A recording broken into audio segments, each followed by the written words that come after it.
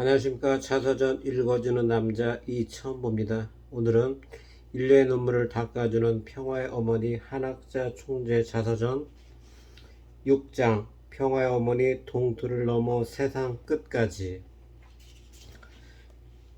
지구가 하나의 마을이 되려면 편 들려드리도록 하겠습니다.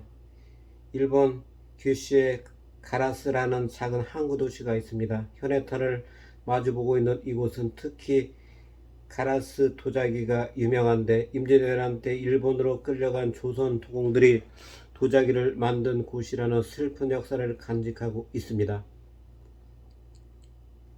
문선명 총재와 우리 식구들이 이곳을 1980년대부터 여러 차례 방문했고, 나는 계속 관심을 기울이다가 2016년 가을에 찾아가 살펴보았습니다. 그리고 인류를 위한 중요한 과업 하나를 다시 시작하리라 다짐했습니다. 그것은 한국과 일본을 잇는 해저 터널을 완성시키는 것입니다. 가라스는 그 해저 터널의 출발지이자 도착지입니다. 세계 지도를 들여다보면 오세아니아만 제외하고 주의 모든 땅을 하나로 연결시킬 수 있습니다. 그날이 오면 지구는 하나의 마을이 되어 모든 사람이 이웃처럼 오순도순 살아가게 됩니다. 우리 부부는 오래전부터 모든 대륙을 하나로 연결시키는 평화의 길을 생각해 왔습니다. 다만 문제가 되는 것은 미국의 알래스카와 러시아를 잇는 북극 바다와 한국과 일본 사이에 놓여있는 현해탄입니다. 이 두 곳의 길을 놓으면 인류는 하나로 연결됩니다.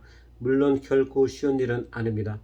어쩌면 인간의 역사가 시작된 이래 가장 어려운 일일지도 모릅니다. 그러나 절대 불가능하지 않을 뿐만 아니라 우리 시대에 반드시 이뤄야 할 최후의 과제이기도 합니다. 한국과 일본을 연결시키는 일은 두 나라 사이에 어두운 역사가 큰 장애물로 놓여있어 반대 여론이 만만치 않습니다. 하지만 한국의 부산과 일본의 가라스를 연결하는 해저 터널을 뚫으면 우리나라는 세계 경제의 중심지로 우뚝 올라섭니다. 태평양을 건너온 무역선들의 정착지가 되어 모든 물자를 유라시아 대륙으로 실어 나를 수 있으며 수많은 여행자를 불러들일 수 있습니다. 그보다 더 중요한 것은 아시아의 평화를 뿌리내리는 역할을 하게 된다는 것입니다. 갈등과 발목이 잡혔던 두 나라가 협력의 길로 나가는 역사적 화해의 계기도 됩니다. 세계를 하나로 연결할 수 있는 세계평화 고속도로에 대해서는 이미 오래전인 1981년에 발표했습니다. 하늘해저 터널은 1986년 가라스에서 공사가 시작되었으나 이런저런 이유로 중단되었습니다. 나는 그 일을 내버려 두어서는 안 된다는 것을 잘 알기에 현장을 찾아갔습니다. 섬나라는 대륙을 그리워합니다. 일본과 한국이 하나 되어서 한일 해저 터널을 만들고 남북이 하나 되면 그것이 유라시아를 거쳐 전 세계로 향하는 평화 고속도로로 이어질 수 있기를 기도했습니다. 현재 몇몇 강대국들이 자기네 나라의 이익만을 계산하는 것이 현실입니다. 영국과 프랑스는 100년 전쟁을 치렀지만 서로 손잡고 도보 해협에 유로 터널을 만들었습니다. 한국과 일본도 진정한 용서와 화해로 마음을 연다면 우리 시대에 한해저 터널을 만들 수 있습니다. 우리는 30년 동안 그 일을 준비해 왔습니다. 이제는 우리 모두가 마음을 활짝 열고 미래를 갖고 가야 합니다. 세계 평화 고속도로를 가로막는 또 하나의 걸림돌은 북극의 베링해협입니다. 이곳에는 한일 터널보다 더 어려운 과제가 놓여 있습니다. 베링해협은 미국과 러시아 두 나라가 힘겨루기를 하면서 한때 민주진영과 공산진영을 갈라놓던 이념의 바다였습니다. 이곳을 연결하는 것은 세계를 일일 생활권으로 만들고 인종, 종교, 국가 울타리를 허물어 인류를 대화합으로 이끄는 첫 번째 길입니다. 이를 위해 1980년대부터 해저터널 프로젝트를 꾸준히 실천해 왔습니다. 이 계획이 실현되는 날이면 아프리카 최남단에 있는 희망봉에서부터 아프리카 대륙을 거쳐 유라시아를 통해 한국까지 연결됩니다. 또 남미의 칠레 산티아고에서부터 남북미를 거쳐 베링해협과 아시아를 통해 한국까지 연결됩니다. 한국은 인류가 고대하던 참부모가 탄생한 종주국이기 때문에 세계 중심이 됩니다. 남아프리카 공화국의 시망봉에서 칠레의 산티아고까지 영국의 런던에서 미국의 뉴욕까지 누구라도 자동차로 혹은 자전거로 여행할 수 있습니다. 사랑하는 연인과 단둘이 전 세계를 고향마을 찾아가듯 편안하게 가볼 수 있습니다. 이렇게 엄청난 일을 어떻게 할 수 있느냐고 의구심을 갖는 사람들이 많습니다. 그러나 우리의 역사를 되돌아보면 위대한 업적은 모두 어려움 속에서 실현되었습니다. 또 하나님의 뜻이 있는 곳에는 반드시 길이 있습니다. 우리의 과학기술은 베링해협에 충분히 터널을 뚫을 수 있습니다. 그 비용도 문제되지 않습니다. 세계가 전쟁에 탕진하고 있는 돈을 생각한다면 각 나라들이 무기를 사들이는 돈의 절반만 있어도 베링해협을 하나의 길로 이을 수 있습니다. 성경 이사야 가르침처럼 이제는 총칼을 녹여 쟁기와 보습을 만들 때입니다. 더 이상 전쟁을 위한 전쟁의 생명을 희생시키고 천문학적인 돈을 허비하는 어리석음을 거듭해서는 안 됩니다. 공사가 중단돼 가라스의 해저 터널은 아직 어두컴컴합니다. 그러나 잠시 중단되었을 뿐 결코 포기한 것은 아닙니다. 그곳은 세계를 하나로 잇는 화합의 문입니다. 나는 그 문을 활짝 열어 인종, 종교, 국가의 벽을 허물고 하나님이 그렇게도 소원해 오신 평화 세계를 이룩할 것입니다. 동토의 왕국을 무너뜨린 대담한 발걸음. 이제 냉전이라는 단어는 사라지겠네요. 겉으로만 그렇게 보일 뿐입니다. 엄연히 소련이 버티고 있고 공산주의가 아직도 여러 나라에서 득세하고 있는데 평화가 그리 쉽게 얻어질까요? 쉽지는 않겠지만 누군가 그 일을 해내리라 믿어요. 1990년이 되면서 사람들은 세계가 어떻게 변할지를 놓고 이런저런 의견을 주고받았습니다. 분명 겉으로는 화해 시대로 접어들었지만 그 밑바닥에는 여전히 불안한 냉전이 꿈틀거리고 있었습니다. 또 전세계 3분의 1을 지배하고 있던 소련은 자유주의 나라들을 공산화하려는 야욕을 버리지 않고 있었습니다. 우리 부부는 세계를 옥죄는 냉전을 이제는 끝내야겠다고 마음먹었습니다. 목숨을 내놓는 한이 있어도 얼어붙은 당 모스크바로 들어가 고르바초프를 만나기로 했습니다.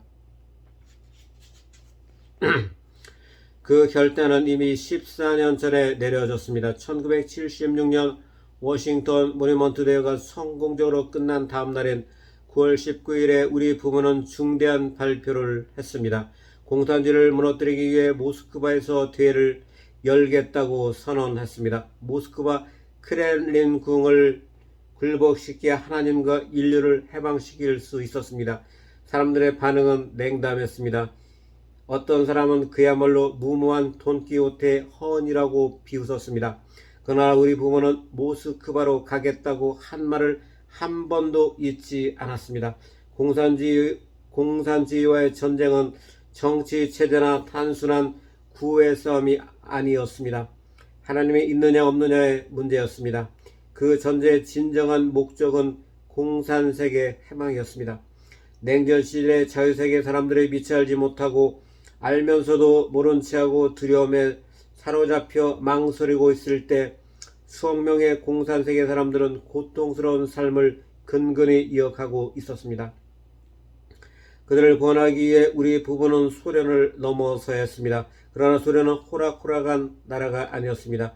대통령 고르바초프가 개혁을 내세우기는 했어도 전 세계 공산주의의 우두머리로서 북극곰이라는 상징이 보여주듯 철의 장막에 가려져 있는 막강한 철권의 국가였습니다. 모스크바로 떠나기 며칠 전에 우리 부부는 통일교회 원로 식구들과 자리를 함께 했습니다. 식구들 중에는 극구 만류하는 사람이 더 많았습니다.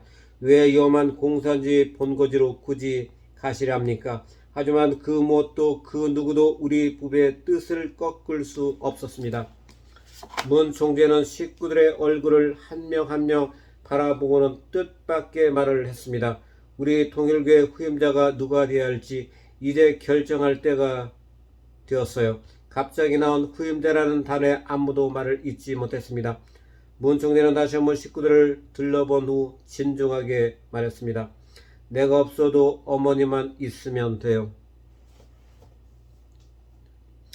그 말이 끝나는 순간 나에게 통일교의 제1의 교주로서 막중한 사명이 주어졌습니다. 사람들은 깜짝 놀랐으나 나는 조용히 그 말을 들었습니다.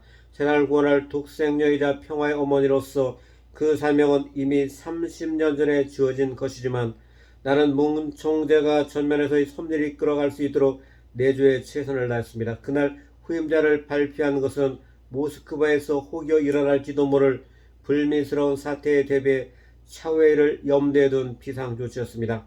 이후 1990년 참 부모의 날을 맞이해 미국 뉴욕에서 여성 전제 해방권을 선포하고 나는 통일교의 제1의 교주가 되었습니다. 이어 1994년 11월 27일 뉴욕 벨베디어 수련소에서 제1의 교주로서 나의 공적 사명을 새로이 공표하고 그 의의를 강조했습니다.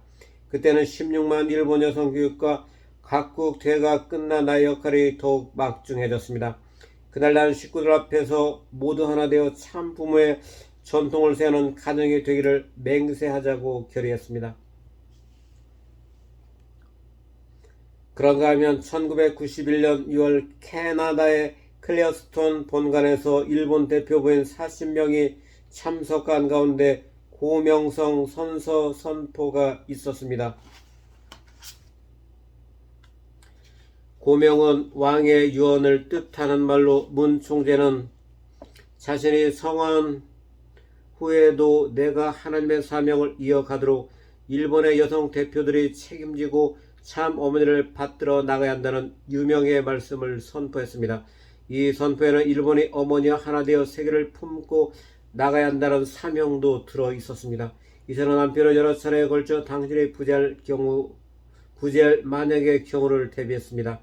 1990년 4월 모스크바에서 세계 언론인 대회가 열렸습니다. 고르바초프 대통령은 대회에 참석한 세계 지도자들을 크렘린궁으로 초청했습니다. 여성은 오로지 나 혼자였습니다. 전현 대통령의 집무실은 여성의 출입이 엄격히 제한되어 있었으나 나는 극진한 대우를 받았습니다. 우리 부부는 고르바초프에게 중남미 통일연합이 제정한 자유통일 대십자 훈장을 수여했습니다. 그리고 그의 손을 잡고 축도했습니다. 이 대통령을 하나님께서 축복하소서. 무신론을 주장하는 공산세계 종주국인 소련 대통령 집무실에서 하나님의 축복을 기원하는 기도를 한다는 것 자체가 공산주의 체제상 도저히 용납될 수 없는 일이었습니다. 기도를 마치고 담소를 나눌 때 고르바초프 대통령이 말했습니다. 한학자 여사님은 한복이 잘 어울리시네요. 참 아름다우십니다. 나는 즉각 화답했습니다. 나이사 영부인도 정말 아름다우십니다. 세계 여성들이 존경하고 있습니다. 내일 라이사 여사를 뵙는 것을 즐거운 마음으로 기다리고 있습니다. 내 남편이 이야기했지만 대통령께서도 참 미남이시군요. 덕담이 오가면서 분위기가 점차 훈훈해졌습니다. 고르바초프 대통령은 하늘에라도 오른 듯한 기분으로 활짝 웃었습니다. 나는 이것이 기도의 힘이여 역사라고 생각했습니다.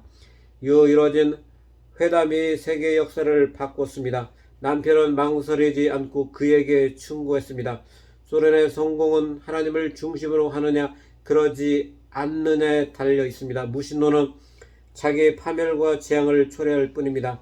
소련이 살 길은 공산혁명의 아버지라 불리는 레닌의 동상을 철거하고 종교의 자유를 시행하는 것만이 유일한 길이라고 말했습니다.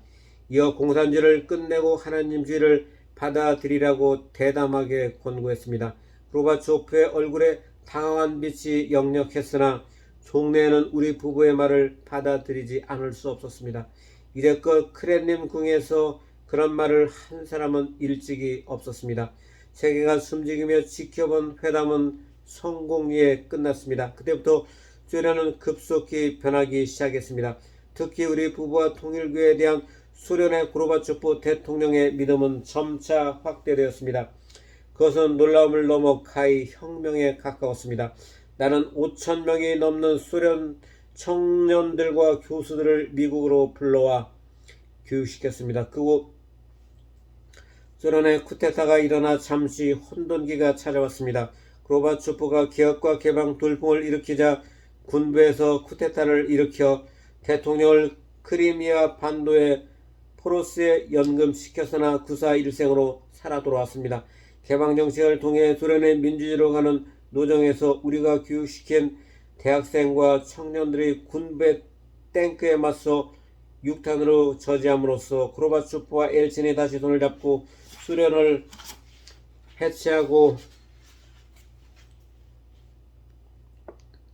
냉전을 종식시키는데 견인차 역할을 했습니다. 문 총재와 내가 고르바초프의 집무실에서 했던 이 대통령을 하나님께서 축복하소서라는 축도가 천원을 불러온 것입니다. 하며 우리는 17년 전부터 유럽의 젊은이들을 중심으로 소련과 동유럽의 지하 선교사를 보냈습니다. 청년은 자기네 나라에서 어느 날 갑자기 사라져 사람들의 궁금증을 자아냈는데 그들이 동유럽의 주요 도시에 들어가 꾸준히 활동해 소련이 붕괴되고 민주주의가 정착하는 데 일익을 담당했습니다. 고르바초프와의 만남이 이뤄지고 1년 후 소련 공산당이 해체되고 동투의 왕국은 역사의 뒤안길로 사라졌습니다. 1917년 볼셰비키 혁명 이래 70여 년 동안 세계의 3분의 2 이상을 차지하면서 수억 인류를 피 흘리게 하고 공포 속으로 몰아넣었던 공산주의 종주국 소련이 드디어 그 붉은 깃발을 내렸습니다. 이건 하나님을 부정하는 무신론의 세계관에 패망했다는 뜻이었습니다. 나가 갈등과 투쟁 그리고 증오의 철학이 한계를 드러낸 것이며 공산당의 독재 체제가 파멸을 선언한 것이었습니다. 뒤돌아보면 우리 부부의 소련 입국과 고르바초프와의 만남은 살 얼음판 위를 걷는 것과 같은 일생일대 모험이었습니다. 그러나 공산주의가 그 힘을 잃어 세계 판도가 바뀌는 데 결정적인 역할을 했습니다. 고르바초프와 회담을 마친 후 우리는 장차 변화할 세계에서 평화를 실제적으로 이끌어 나갈 단체가 있어야겠다고 생각했습니다. 그무렵 세계를 어둡게 하는 그림자는 종교의 쇠퇴와 도덕성 상실 그리고 공산주의였습니다.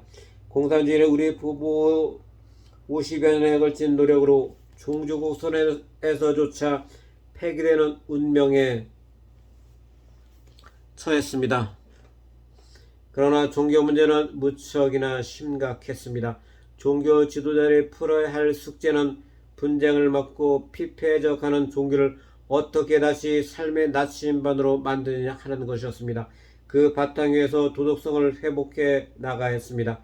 우리는 이를 위해 120개 나라를 순회하면서 천주평화연합을 창설했습니다. 진정한 평화세계를 일구기 위해 땀 흘리는 사람들과 단체를 하나로 묶어 지구촌의 실핏줄이 되게 했습니다. 각계각층의 명망 있는 사람들이 우리의 뜻에 공감해 평화대사가 되었습니다. 2001년 한국의 12개 도시에서 시작한 평화대사 활동은 곧 세계 곳곳으로 뻗어나갔습니다. 그들의 순수하고 뜻깊은 활동에 감명받아 이제는 160여 나라에서 100만 명이 넘는 평화대사들이 참된 평화를 뿌리내리기 위해 각 분야에서 여러 일들을 하고 있습니다. 또한 유엔의 경제사회 이사회 특별자문지를 받은 NGO가 되었습니다. 평화대사는 다양한 전문 분야의 사람들이 참여해 세계 구석구석에서 평화를 실천하는 실핏줄입니다. 분쟁이 있는 곳, 가난으로 교육이 제대로 이루어지지 못하는 곳, 종교 갈등이 있는 곳, 질병으로 고통받지만 치료를 받지 못하는 사람들이 있는 곳을 찾아가 아픔을 치유하고 더 나은 삶을 살아갈 수 있도록 헌신하고 있습니다. 오늘은 여기까지 들려드리도록 하겠습니다.